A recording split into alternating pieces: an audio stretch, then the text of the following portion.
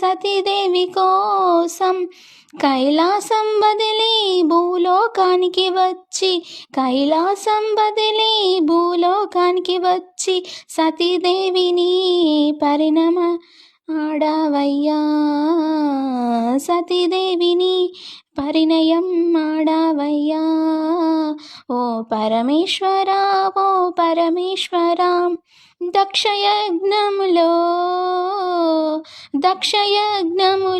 సతీదేవి అగ్నికి ఆహుతి అవ్వడంతో నువ్వు వీరభద్రుడిగా మారావయ్యా. ఓ వీరభద్ర, ఓ వీరభద్ర, పరమేశ్వర తండ్రి పరమేశ్వర, పరమేశ్వర తండ్రి పరమేశ్వర.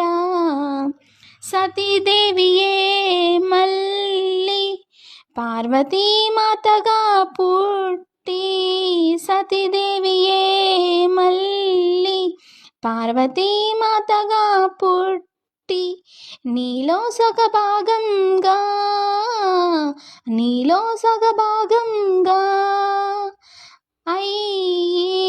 అర్ధనారీశ్వరులు అయ్యారు.